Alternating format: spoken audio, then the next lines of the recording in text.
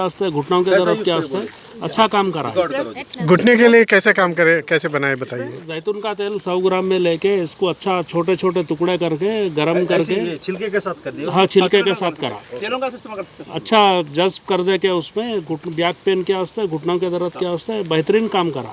वो क्या तेल है, तेलुगु में क्या बोलते हो तेल को? लगाना है सर। हाँ लगाना है। अरे और एक बात क्या है मन में चीज बोलता हूँ मैं, ऑलिव ऑयल करें ना, ऑलिव ऑयल को छोड़ के क्या है मन में आप उसका सरसों का तेल लो। सर राई के तेल पे भी करा। राई कर में बहुत अच्छा काम करता है इसको। राई का तेल और अच्छा काम करता है मैडम। అన్ని ఆయిల్స్ పనిచేస్తే ఎక్సలెంట్ గా పనిచేసేది నువ్వుల నూనె. నువ్వులు అదే అంటారు రైట్ నువ్వుల నూనె మాత్రమే ఎక్సలెంట్ గా పనిచేస్తుంది. మీరు ఇది డైరెక్ట్ వేస్ట్ చేస్తున్నారు కదా నూనె, అంటే మీరు ఆ సందర్భం రాలేదు కాబట్టి నేను చెప్పలేదు. అయితే ఏం చేయాలి, బాగా పెయిన్స్ ఉన్న వాళ్ళకి ఈ నల్లేరు తర్వాత అతిబల్ల చెట్టు ఐడియా ఉందా? అతిబల్ల చెట్టు ఐడియా ఉంటే అతిబల్ల చెట్టు వేర్లు, అతిబల్ల చెట్టు రూట్స్, అతిబల్ల దాని వేర్లు తీసుకొని దాన్ని దంచి ఇంట్లోనే రోల్లో వేసి బాగా దంచి, మరి మిక్సీలో వేస్తే మళ్ళీ పేస్ట్ అయిపోతుంది. అట్లా కాకుండా దాన్ని దంచి రసం తీసుకోవాలి.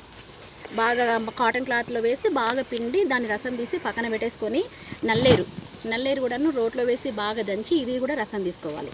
తీసుకున్న తర్వాత అప్పుడు మనము ఈ నువ్వుల నూనె ఏదైతే ఉందో ఆ నువ్వుల నూనెలో కొంచెము అది కొంచెం వేడైనాక సిమ్లో పెట్టేసుకొని చిన్న మంటలో పెట్టేసి ఈ రెండు రసాలు దాంట్లో మెల్లిగా వేసేయాలి. వేసిన తర్వాత అదే చిన్న మంటలో ఏదైతే నిజ రసం అనే ఆయిల్ ఈ రసం ఉంది, ఈ రసం అంతా కూడా నూనెలో ఎగిరిపోవాలి.